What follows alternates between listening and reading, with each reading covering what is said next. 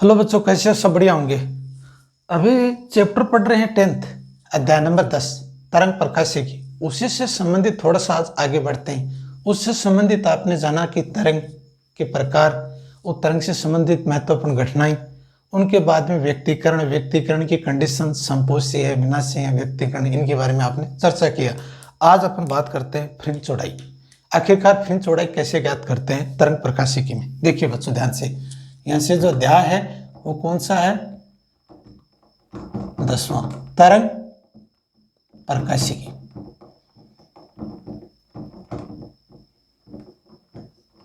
और ये फिजिक्स के अंदर संबंधित चैप्टर चल रहे हैं। कक्षा कौन सी है? कक्षा है 12th साइंस। और ये एनसीईआरटी का सिलेबस चल रहा है बच्चों, ठीक है। अब फ्रिंज चौड़ाई के बारे में बात करते हैं।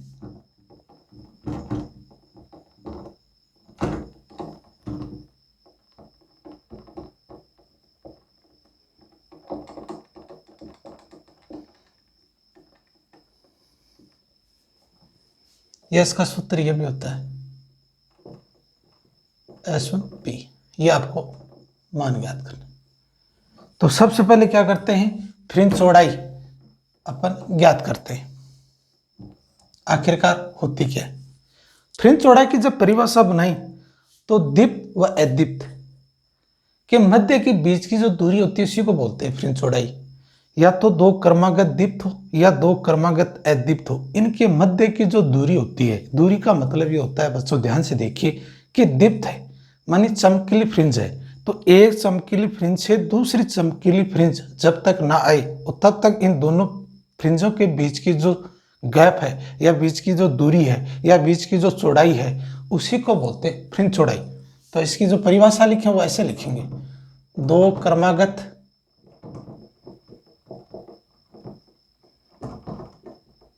दीप्त या अदीप्त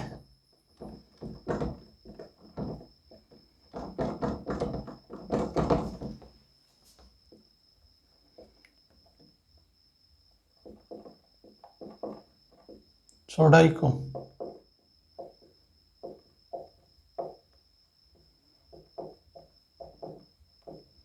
फ्रिंज चौड़ाई कहते हैं।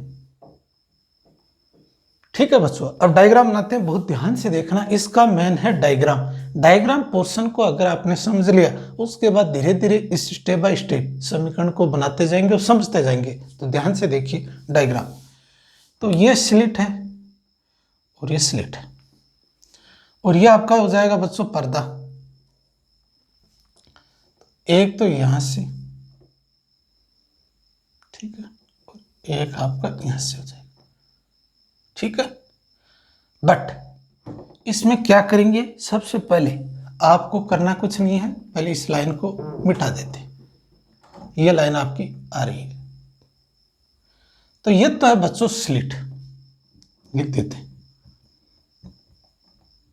और ये हो गया आपका पर्दा, ठीक है। और ये जो सोर्स है ये आपका डी हो जाएगा, ये पोर्शन हो जाएगा बच्चों डी।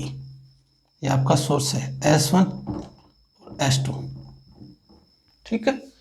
अब कह रहा है कि ये जो लाइन है वो लाइन यहाँ से मैच कर जाएगी और ये लाइन यहाँ से मैच कर जाएगी और इनके जो ये सेंटर पॉइंट है ये इनका मध्य बिंदु O से और ये बिंदु P हो जाएगा।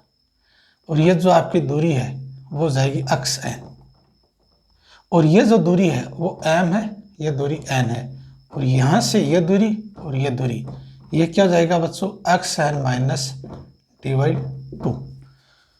और यहाँ से ये जो दूरी है ये क्या हो जाएगी? ऐड हो जाएगी, अक्ष N प्लस /2 का पोर्शन ऐड हो जाएगा, ये आपका दूरी हो जाएगी। और इसी तरह से ये बिंदु भी आप क्या करता है यहाँ से मैच करवा दीजिए।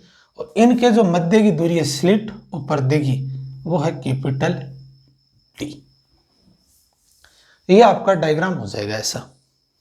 दोबारा बना सकता हूँ, कोई दिक्कत नहीं है। थोड़ा सा आप एक्सपेरिमेंट कीजिए कि एक जो फर्स्ट पोर्शन है वो एक तरह की स्लिट है और स्लिट के अंदर मध्य डी आकृति का द्वारक है या डी आकृति जितनी गैप है उसका मतलब ये होगा कि उसमें से जो सूर्य का प्रकाश है या सोर्स है वो प्रकाश इसमें से गुजरेगा, और ये जो प्रकाश का जो प्रतिबिंब है, वास्तविक वस्तु का जो प्रतिबिंब है वो पर्दे पे प्राप्त करेंगे। पर्दे पे क्या है, यहाँ से दूरी पे लगा देते हैं, और इस स्लिट से अपन पर्दे की जो मध्य की दूरी है वो कैपिटल डी है, और दोनों स्लिटों के मध्य की दूरी स्मॉल डी, और ये पी पॉइंट है, पॉइंट पी पे आपको फ्रिंज चौड़ाई ज्ञात करनी है। और ये एम है तो ये S1 का पॉइंट है, और ये S2 का पॉइंट N है। इन दोनों के मध्य की दूरी को जो विभाजित करता है, जो सेंटर में दीप्त फ्रिंज बनती है, वो होगी O। O पे सबसे अधिकतम चमकीली दीप्त फ्रिंज प्राप्त होगी। ये आपका पार्ट हो गया। तो यहाँ से O से लेकर P की जो डिस्टेंस है वो तो होगी अक्स, और M है वो O से कम है। कितना कम है, dy2। देखो ध्यान से, ये dy2 और ये dy2, टोटल मान होगा d, तो ये dy2 क्या हो जाएगा, इसमें कम हो जाएगा, और n वाले पोर्शन में dy2 का मान एक्स्ट्रा ऐड हो जाता है, क्योंकि आपका P और O के जो मध्य की डिस्टेंस अक्सन है, तो m में तो dy2 कम हो जाएगी और n में dy2 ऐड हो जाएगी। अब अपन पाइथागोरस प्रमेय के अनुसार अलग अलग मान ज्ञात करते हैं, जैसे सीक्वेंस दे रखी है। अब आपको क्या क्या दे रखा है वो आप बता सकते हो। यह लिख सकते हो, माना कि एक स्लिट है S1 S2 जिनकी मध्य की दूरी d है, और एक पर्दा है जो d दूरी पे स्थित है, और बिंदु O पर एक दीप्त फ्रिंज का निर्माण करते हैं, और बिंदु P पर फ्रिंज चौड़ाई का मान ज्ञात करने पर, तो सबसे पहले मैं पोर्शन को स्टेप बाय स्टेप बढ़ाऊंगा, मिटाता जाऊंगा और बढ़ाता जाऊंगा, आप थोड़ा सा समझते जाना। त्रिभुज, पाइथागोरस प्रमेय से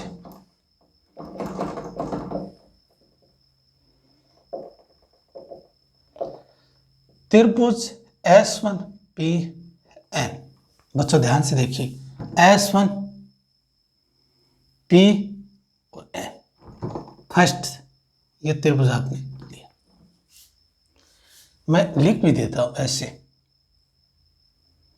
ये तो हो जाएगा M, ये P और ये S1, और ये थीटा हो जा, ये तो हो जाएगा D, और ये जाएगा अक्स n माइनस dy2।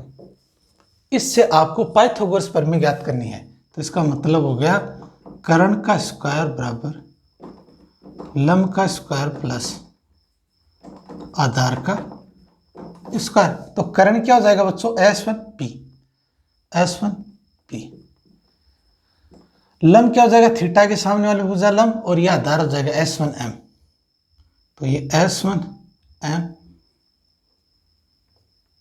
का स्क्वायर प्लस PM का स्क्वायर। तो इसमें क्या है, आधार को पोर्शन को पहले ऐड कर दिया,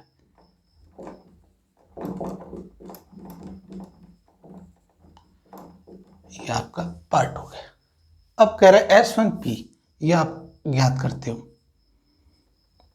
S1M की दूरी है d, तो ये जाएगा d का स्क्वायर, और यह दूरी हो जाएगी PM, अक्स n माइनस dy2 का स्क्वायर। अब इस पे अंडर रूट उठाएंगे, S1P, ये वर्ग उठाएंगे तो ये d का स्क्वायर अक्स n माइनस dy2 का स्क्वायर, और यहाँ से इस पूरे पार्ट में 1/2 पावर लगा देंगे, क्योंकि यहाँ अंडर रूट उठाएंगे, या तो अंडर रूट लिख दीजिए या 1/2 पावर लिख दीजिए। अब d स्क्वायर को यहाँ बाहर लेते हैं, तो अब ये अंडर रूट की जगह बाहर लिखेंगे तो ये d तो बाहर आ जाएगा, यहाँ आ जाएगा 1, यहाँ जाएगा अक्स n माइनस dy2 का स्क्वायर इंटू यहाँ क्या जाएगा बच्चों, d का स्क्वायर, और यह जाएगा 1/2। ये आया कैसे, देखो d स्क्वायर अंदर है बट इसकी पावर हाफ है, तो इसकी पावर जब निकालेंगे तो ये d कोष्टक से बाहर आ जाएगा, ये 1 आ जाएगा। यहाँ d स्क्वायर है नहीं, तो ये क्या करेंगे, इसको अंश के रूप में संतुलित कर देंगे। अब इस स्टेप से क्या हो जाएगी, बन जाएगी 1/2। अब इस फॉर्म को द्विपद प्रमेय में कन्वर्ट करेंगे, द्विपद प्रमेय के अनुसार।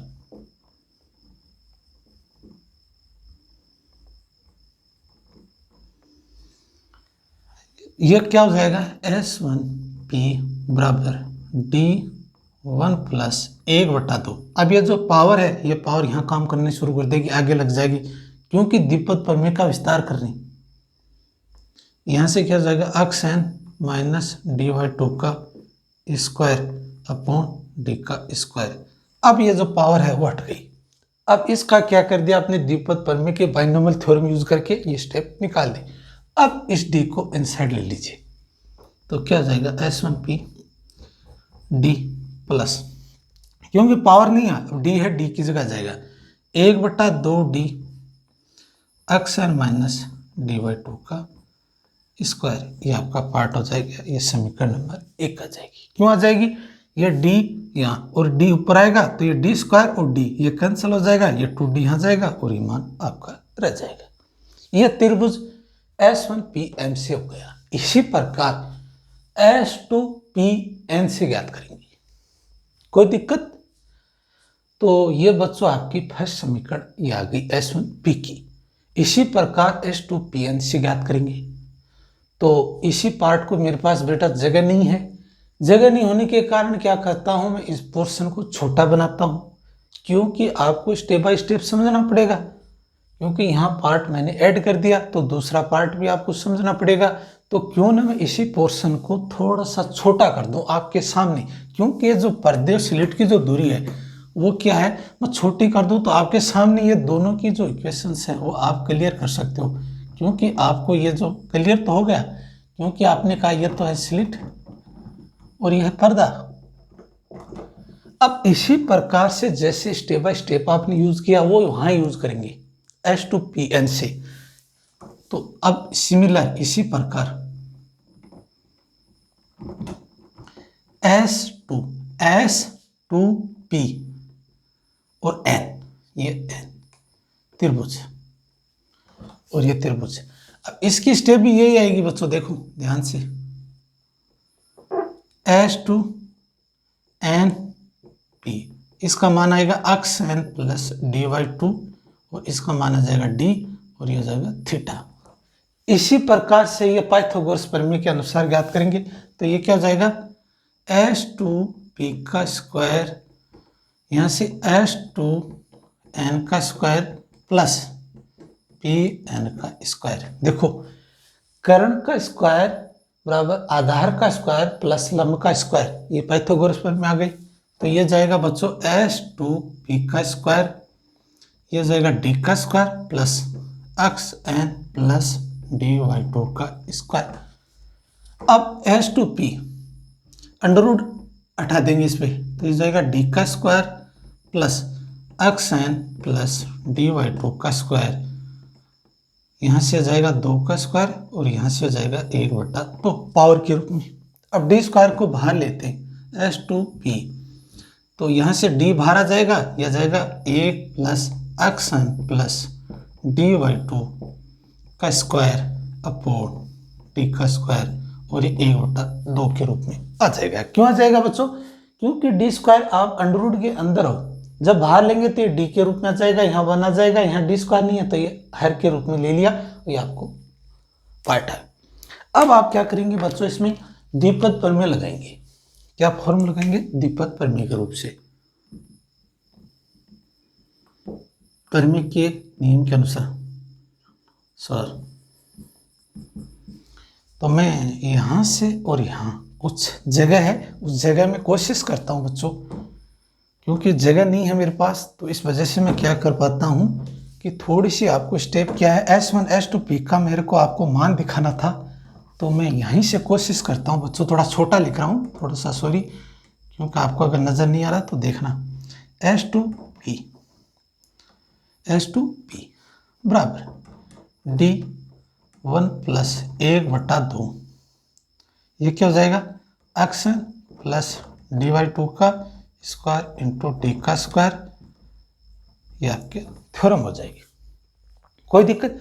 अब बच्चों डी को अंदर ले लेंगे, तो S12P बराबर D plus 1/2 D X N plus dy/2 का स्क्वायर, ये आपका पार्ट आ जाएगा। जैसे ये पार्ट आ रहा है वैसे इस पार्ट को कंप्लीट कर सकते हो।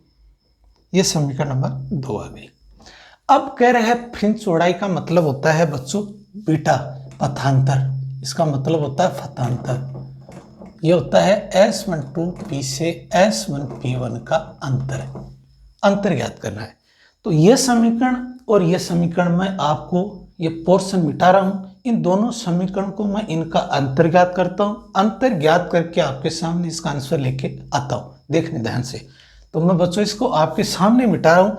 ये स्टेप देखो मैं अंडरलाइन कर रहा हूँ कि आपको पता भी तो चलने चाहिए ना कि मान आ कहाँ से रहा, ये मान और ये मान आपको रखने हैं, और बाकी का जो पोर्शन है वो मैं मिटा देता हूँ। तो क्यों ना मैं एक तो यहाँ से ये पूरा पोर्शन मिटा देता हूँ, ये क्योंकि S2P का मान आ रहा है और ये मान, और बाकी का मान की अपन को जरूरत नहीं पड़ेगी। दो मान निकालिए। अब क्या करते हैं, इसके आगे समीकरण को बढ़ाते हैं। अब ये समीकरण में क्यों ना इसे यहां में लिख दो बच्चों। देखो पथांतर का जो मान है वो क्या रहा है, S2P माइनस S1P बराबर S2P का मान क्या है, D plus x plus dy2 का स्क्वायर इंटू 2D। ये यार ये मान आपका हट चुका है, माइनस D, ठीक है। और ये भी क्या हो जाएगा, माइनस हो जाएगा 1/2D x माइनस dy2 का स्क्वायर, ये आपका मान हो जाएगा। ये भी मिटा देते हैं।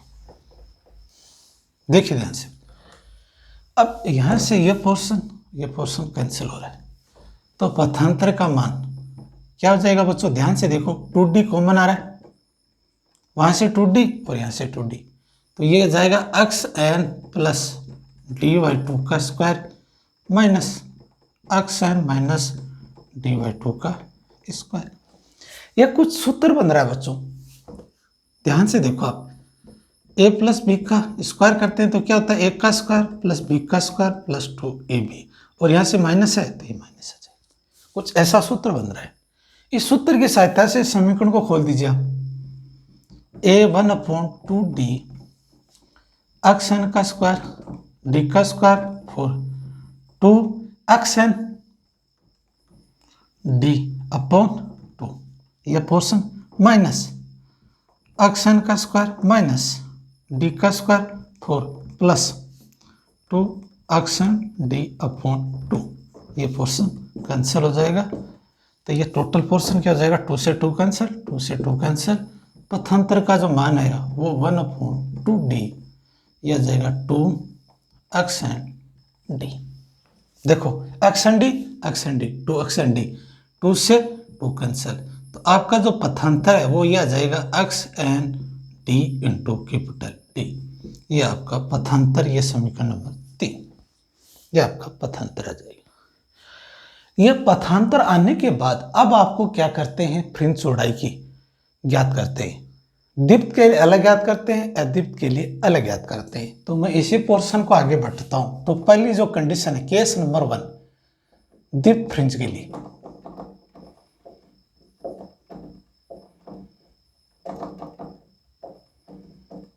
दीप्त फ्रिंज के लिए जो ज्ञात करते हैं वो क्या होता है बच्चों, n लैम्डा होता है। xn फ्रिंज के लिए जब ज्ञात करते हैं तो पथांतर बराबर n लैम्डा। पथांतर का जो मान है वो ये रख दीजिए, xn d/D बराबर n लैम्डा, यही है ना। अब कह रहा है कि आपको क्या चाहिए, xn का मान चाहिए, तो n लैम्डा और d कैपिटल में ऊपर चला जाएगा और नीचे यहां चला जाएगा। यह एक समीकरण नंबर 4 आ गई। इसी प्रकार xn के लिए xn-1 के लिए जाएगा n-1 lambda d into D, ये समीकरण नंबर 5। अब फ्रिंज चौड़ाई बीटा का जो फॉर्मूला हो जाएगा वो क्या जाएगा, xn-1, तो बीटा का जो मान हो जाएगा वो क्या जाएगा, n lambda d/d minus n-1 lambda d/d। अब क्या अंतर आ रहा है बच्चों, ध्यान से देखो, लैम्डा d/d n-n+1, n से n कैंसिल, तो बीटा का जो फॉर्मूला है वो लैम्डा d/d। इससे आपको ये प्रूफ होता है कि दीप्त फ्रिंज में अक्स एन या अक्स एन माइनस वन एक फ्रिंज की अधिकतम में से एक कम फ्रिंज की ओर तरफ जाते हैं तो दोनों का जो अंतर है फ्रिंज चौड़ाई वो lambda D upon small D आता है। लेमडा तरंग दैर्ध्य, डी होता है स्लिट और पर्दे की मध्य की दूरी और स्मॉल डी है दोनों स्लिटों के मध्य की दूरी। इसी प्रकार अद्वित फ्रिंज के लिए ज्ञात करते हैं। तो पोर्शन तो आपका यही आ रहा है, अब मैं अद्वित को यही ज्ञात कर देता हूं। तो अद्वित के लिए क्या करते हैं बच्चों, ए लगा देते हैं। तो यहां से जो पथांतर है हो जाएगा 2n+1 λ/2। ठीक है बच्चों, देखो ये फर्स्ट पोर्शन वाला है, ध्यान से देखना आप।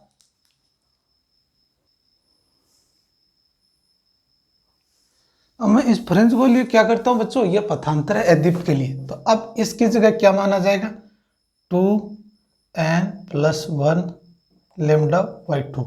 अक्ष के लिए क्या जाएगा, n की जगह क्या जाएगा बच्चों, ध्यान से देखो 2 तो नीचे आ जाएगा 2n+1 ऐसा माना जाएगा लेमडा डी अपॉन टी। अब अक्ष n-1 के लिए क्या जाएगा, यहां से 2n-1 λ/2d। यहां से ये मान रखोगे तो ये क्या जाएगा बच्चों, n की जगह 2n+1 यहाँ से 2d और यहाँ से 2d और यहाँ से 2n-1 λ/2। अब कह रहा है कि इसमें क्या अंतर आएगा, लेमडा डी अपॉन 2d और ये जो स्टेप है ये स्टेप चेंज हो जाएगी। क्या हो जाएगी बच्चों, 2n+1 - 2n+1, 2n से 2n कैंसल और यहाँ से क्या जाएगा, आपका जाएगा लेमडा डी अपॉन 2d गुणा 2, 2 से 2 कैंसिल। बीटा का जो फॉर्मूला है वो लेमडा अपॉन डी। ये समीकरण नंबर अब की बार क्या हो जाएगी, ये हो जाएगी 5, 6 थी ना, तो ये 7, 8 और ये 9। अब ये जो फ्रिंज चौड़ाई है वो किसके समानुपाती होती है बच्चों, फ्रिंज चौड़ाई है वो लेमडा के समानुपाती। फ्रिंज चौड़ाई वो स्लिट और पर्दे की दूरी और फ्रिंज चौड़ाई वो स्लिट के मध्य की डिस्टेंस के व्युत्क्रमानुपाती। इसका मतलब ये होता है कि फ्रिंज चौड़ाई है जितनी स्लिट की दूरी सीमित होगी उतनी फ्रिंज चौड़ाई अधिक चमकीली प्राप्त होगी या अधिक प्राप्त होगी। जितनी स्लिट की जो चौड़ाई है वो ज्यादा होगी तो इसकी फ्रिंज चौड़ाई कम होगी। फ्रिंज चौड़ाई एक तो डी से पर्दा व स्लिट के मध्य की दूरी पे ज्ञात करती है, एक तरंग दैर्ध्य लेमडा कितनी तरंग दैर्ध्य के अनुसार प्रकाश की किरण आ रही है वो फ्रिंज चौड़ाई पे निर्भर करती है। इस तरह से अपन ज्ञात कर सकते हैं फ्रिंज चौड़ाई तरंग दैर्ध्य स्लिट और पर्दे की मध्य की दूरी व स्लिटों की मध्य की दूरी पे निर्भर करती है। ये आपका कैलकुलेशन था, थोड़ा सा बड़ा था बच्चों डेरिवेशन, बट मैंने कोशिश की आपको शॉर्ट तरीके से समझाने की। कुछ कंडीशंस या केस थे, फर्स्ट केस था या सेकंड केस था।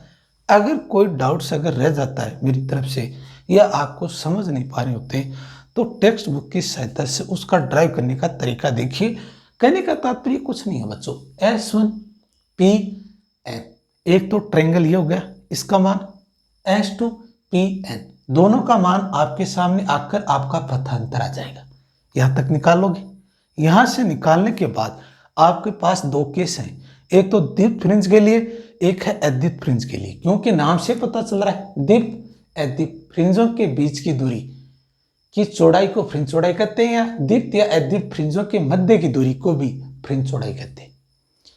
कभी यह जो अंतर आता है वो द्वित के लिए तो आता है n लेमडा और अद्वित के लिए n1 + λ/2।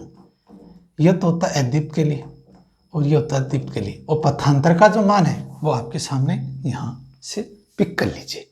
ये अद्वित व द्वित के लिए लागू होगा, बट यहां जो आपका मान है द्वित और अद्वित वो मान कुछ चेंज हो जाएगा। इस मान को रखकर अंतर का आपको बताइए एक पुल में से एक कम फ्रिंज की चौड़ाई को ज्ञात करते हैं। यह आपका होगा फ्रिंज चौड़ाई। आप समझिए, अब नया टॉपिक शुरू करते हैं, तब तक इसका रिवीजन कीजिए।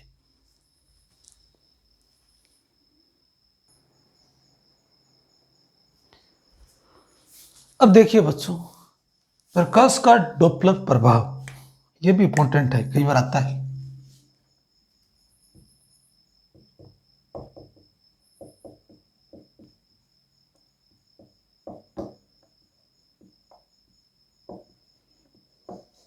प्रकाश का डॉपलर प्रभाव। सबसे पहले परिभाषा सीखते हैं क्या होता है।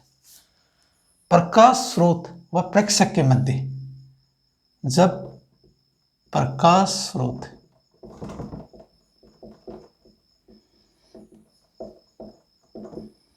प्रेक्षक के मध्य अपेक्षित गति होती है,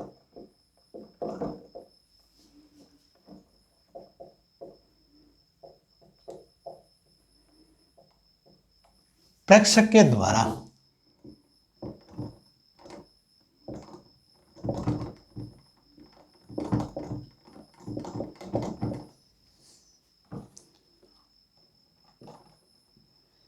अनुभव की गई आवृत्ति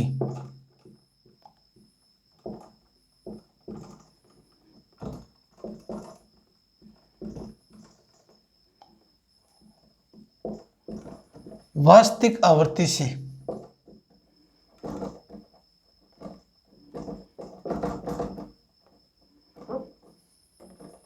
भिन्न होती है।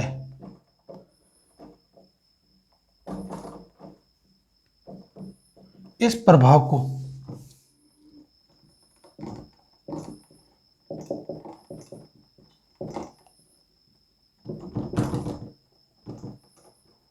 डॉपलर का प्रभाव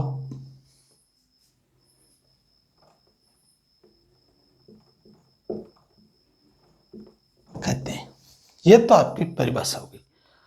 डॉपलर, ये ऑस्ट्रियन नाम का साइंटिस्ट था। उन्होंने ये कहा कि जब कोई स्थिर प्रकाश स्रोत और प्रेक्षक के मध्य जो अपेक्षित गति होती है, उनमें जो प्रेक्षक है वो अपने कानों से जो आवृत्ति सुनता है और वो वास्तविक आवृत्ति से कुछ भिन्न होती है, इसी अंतर को कहते हैं प्रकाश का डॉपलर प्रभाव। ये कंडीशन से पता चलते हैं। कंडीशन लेते हैं फर्स्ट, जब प्रकाश स्रोत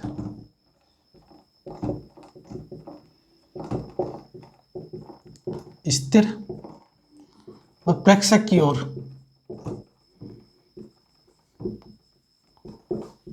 गतिशील हो। ध्यान से समझना बच्चों, कहने का मतलब एक आपका प्रकाश स्रोत है, ये प्रकाश स्रोत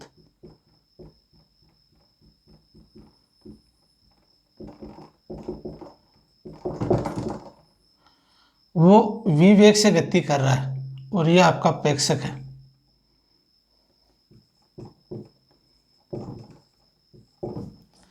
जब कोई प्रकाश स्रोत प्रेक्षक की तरफ गतिशील कर रहा है और प्रेक्षक क्या करता है, इनकी जो वास्तविक आवृत्ति है, इनके मध्य की जो आवृत्ति और वास्तविक आवृत्ति का जो अंतर, इसको डिफरेंस दिखाई देता है, उसी को बोलते हैं प्रकाश का डॉपलर।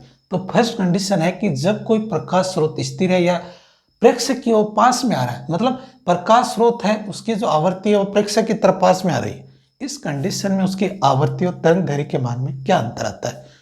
तो आवर्ती में परिवर्तन, तो आभासी आवर्ती में परिवर्तन, तो आवर्ती में परिवर्तन देखते हैं बच्चों। आभास होता है इसको, आभासी आवर्ती v dash v 1 plus v upon c। c है प्रकाश की चाल और ये माध्यम में प्रकाश की चाल है और ये v1, इसमें मतलब आवृत्ति के मान में वृद्धि हो जाती है। जैसे जैसे प्रकाश स्रोत प्रेक्षक के पास में आता है, उसकी जो ध्वनि है या उसकी जो आवृत्ति है वो तेज सुनाई देती है, और पास के में जो कोई वस्तु आकर जो उनकी साउंड या कोई भी आवृत्ति पास में आती है वो तीखी होती है, वो तेज गति से सुनाई देती है। और जैसे वो आवृत्ति प्रेक्षक से दूर चली जाती है, उसकी जो आवाज़ है वो दूरी के साथ कम हो जाती है और मोटी पड़ जाती है, मोटी हो जाती है। तो इस कंडीशन में आवृत्ति के मान में प्लस अंतर आएगा, तो आभासी आवृत्ति में परिवर्तन।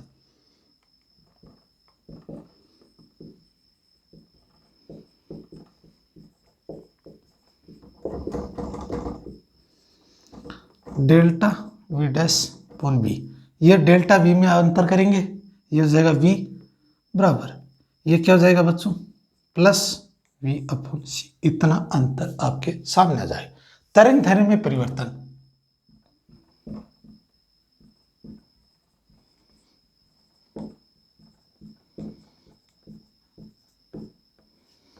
लेमडा डैश बराबर lambda 1 minus B upon C. और तरंग दैर्घ्य में परिवर्तन,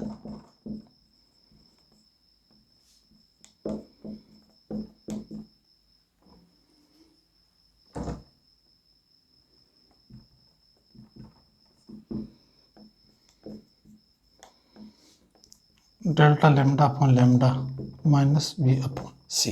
इसका मतलब ये हुआ कि प्रकाश स्रोत व प्रेक्षक के मध्य में जब कोई वस्तु पास में आती है तो उसकी जो डिस्टेंस है वो कम हो जाती है। डिस्टेंस कम होते ही इसके लेमडा का मान में कमी आती है।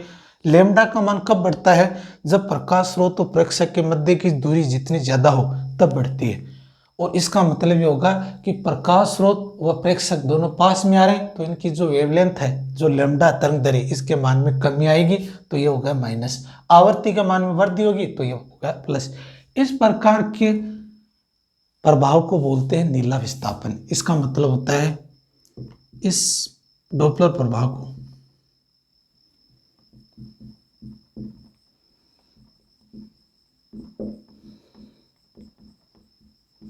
नीला या बैंगनी विस्थापन कहते हैं।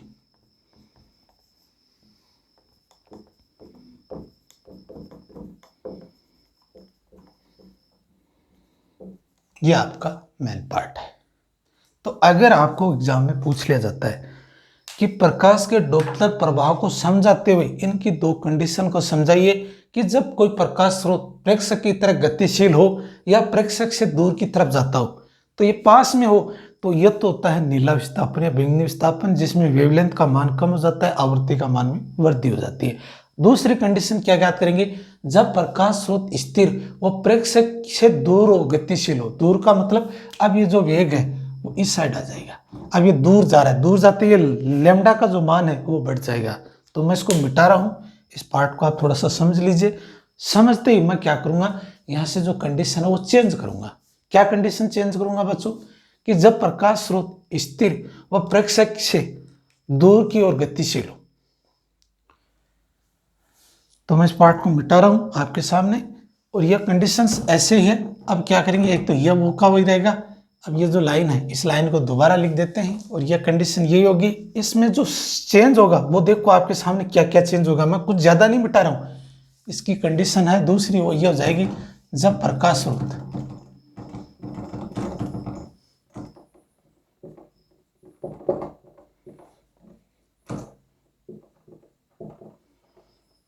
प्रेक्षक से दूर हो।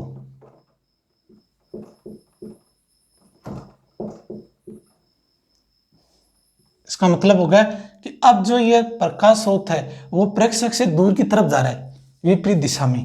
तो आभासी आवृत्ति के मान में कमी आ जाती है। मैं यही चेंज कर रहा हूँ बच्चों, और यहाँ से क्या जाता है, इसका माइनस हो जाता है। इसका मतलब आवर्ती के मान में कमी आ जाती है और तरंग दैर्घ्य के मान में वृद्धि हो जाती है। इस कंडीशन में ये हो जाता है। और यहाँ क्या आपको ऐड करना है, यहाँ थोड़ा सा आपको करना है। क्या करना है, यहाँ से नीला की जगह क्या कर देना है, लाल विस्थापन। बस इतना सा अंतर है, कुछ नहीं है। यहाँ क्या बढ़ जाएगी दूरी, यहाँ लेमडा का जो मान है ना वो इसमें वृद्धि हो जाएगी और जो आवृत्ति है वो कम हो जाएगी। तो इसका मतलब हो गया कि जब कोई प्रकाश स्रोत प्रेक्षक से दूर जाता है तो इसका मतलब हो गया कि इनके मध्य की जो दूरी है वो बढ़ जाएगी, और दूरी बढ़ते ही वो वेवलेंथ का मान बढ़ जाएगा, आवृत्ति का मान घट जाता है। इसी तरह से अपन क्या करते हैं, आभासी आवृत्ति है v dash v1 minus vc।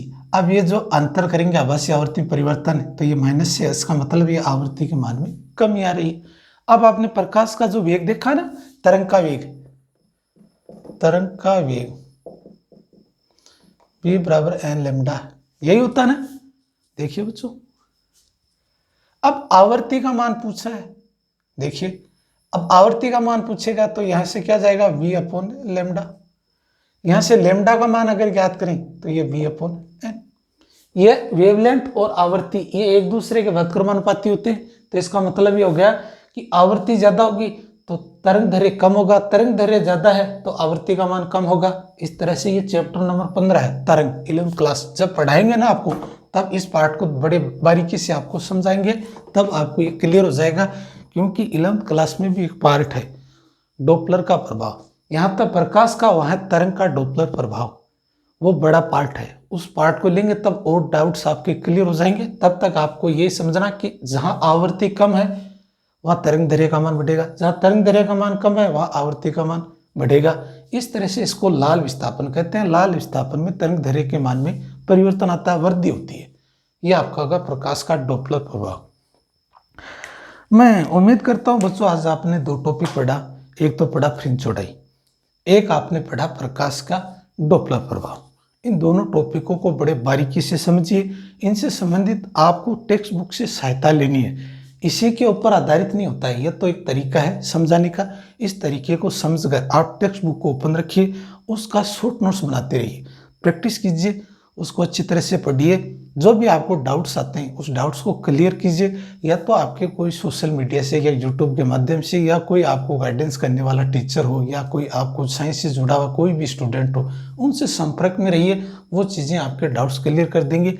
ये जो 2-3 बुकें ऐसी होती हैं बच्चों, इनको बिना गाइड के बिना कवर नहीं कर सकते हो। एक तो आपकी पार्ट होती है फिजिक्स, एक होती है मैथ, और एक होती है केमिस्ट्री। केमिस्ट्री का ऑर्गेनिक पार्ट। ये इतने पार्ट्स होते हैं, इनमें किसी न किसी गाइडेंस की जरूरत होती है। वो अपने लिए आसान कर देता है काम। जितनी मेहनत इतने में लगाते हैं, वो अपने को सजेशन करके और ज़्यादा हासिल चीज़ कर सकते हैं। इनसे संबंधित ये तो 3 किताबें होती हैं, इनमें गाइडेंस की और मेहनत की जरूरत होती है। इसमें दिमाग साइड में रखकर ये गलतफहमी को दूर कीजिए। इसमें लगातार प्रैक्टिस करनी पड़ती है। प्रैक्टिस जो बच्चा लगातार करता है, चाहे वो 40% वाला हो, चाहे वो 70% वाला हो, हाँ ये जरूर मानता हूँ उसको समय ज़्यादा लगता है, कोई बात नहीं, लगने दीजिए।